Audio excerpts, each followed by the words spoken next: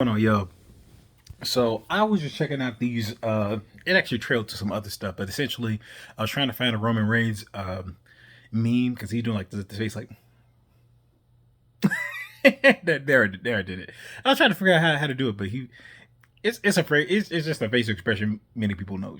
The, the, my bad. It's like the term TF like WTF the.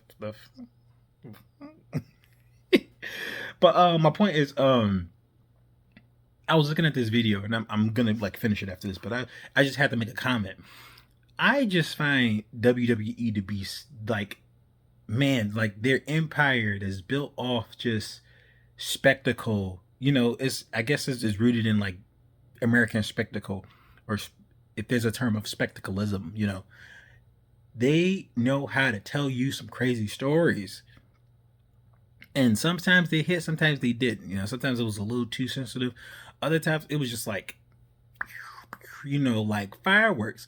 And I just think when I saw that and I saw Paul Heyman with Roman Reigns and they was looking at some tweets, uh, it takes me back to when I watched this documentary for Vince McMahon and how he took his dad's empire. I think he's junior or senior, something like that. I'm not sure, but he took his father's empire of WWF, and then eventually became WWE. But he took it and he did a lot of aggressive business strategies, but it has become so big today. Like back in the day, people would have called you some crazy stuff if they found out you enjoyed wrestling. But to see like this how big it's gotten, it is crazy huge. And it was built on spectacle and storytelling. That's probably the reason why I wanted to make the storytelling. The storytelling has gotten so crazy. Now, mind you, you would think like, is this Vince is doing like, man, he's just out here doing great. No, his wife is right there with him. Linda McMahon out here called, man. They had a scene where it was I think it was Sable. I think her name was Sable, and this was diabolical. So what happened was, I guess they found the Linda McMahon in a catatonic state. She was just kind of stuck. She was in a wheelchair, and he was our, you know, he was taking care of his wife, and you know, apparently there was like an affair going on. Now I put this in quotes because Linda McMahon kind of okayed it, and so what I'm hearing, I'm like, wait a second, she's in on it. She's in on it. She's just like, yo, um, and then they seen that part where I think her name is Sable. It could have been another one, but she kissed them on the fore. She kissed her on the forehead, knowing she was out here on doing her dirty. And the thing was, this was kind of pushed by by his wife. So his wife was like, "Yo, I know how to make this scenario look dirty, grimy as heck," and she did. She kissed that lady on the forehead, knowing she was out here all up on her husband. I'm like, "Oh my god, you got to be ruthless." I'm like, "Yo," and do you see her now? I haven't seen her really now, but I've seen her like in the that documentary, which shouldn't have been too long. Should have been like a couple years ago, but like you could just tell like the look in her eye, like like she's not somebody to be tried with. And so I guess what they had her in education, Department of Education or something like that. I'm not entirely sure. But going back to my point, they are such good storytellers. If you know the concept of kayfabe, I think it's like a concept of in circuses where they create this world and you get lost in this world. Correct me if I'm wrong. Probably that's not it, but like it's just essentially this concept of like you getting engrossed in this world, this world of spectacle, and it makes sense for him to be falling into this world of spectacle. Now, don't get me wrong. I think he's possibly allegedly has done some very wild stuff with people, and they can attest to it. They got courts and stuff like that. I don't know if he's gotten through all of the accusations he's gone through, or but it is just simply that the idea of WWE being a spectacle. It is it's good and bad. And to some degree, I think like an average actor would just have a ball with this, like a serious actor would have a ball with this, because you got people out here. They have now. Imagine there's the only thing about this is like stunts. I think many of these folks have to have stunts like several days a week. So like when they're in here and they're doing stunts, they're doing this stuff a lot, and they're on the road constantly. You know, it's a big deal, especially if they have a family. I think it's just hard on them for that. But it's just like I guess what I want to do is lift up the good parts of it. Maybe I don't know. I don't know for certain, but like the good parts, where it's like you are this character, and you may have some real issues with some of your coworkers, and that stuff, Vince McMahon may bleed some of that real stuff into the story. I'm like, tell me that's not the perfect environment for an actor to just kind of exist as a separate entity, and to some degree sometimes even believe it. Like that is the perfect place to like back in the day you probably knew this was like, okay, this is kind of a joke, and to some degree, like I remember it was these bad guys back in the day, maybe it was 90s, 80s or something like that. These were supposed to be bad guys, and like these were the characters. These are the characters that the audience knew, and they were kind of celebrating this other person. I guess he was leaving or something like that. Something was happening where he just wasn't like involved anymore, and they all hugged it out, and that kind of just messed up like the identity, essentially the kayfabe.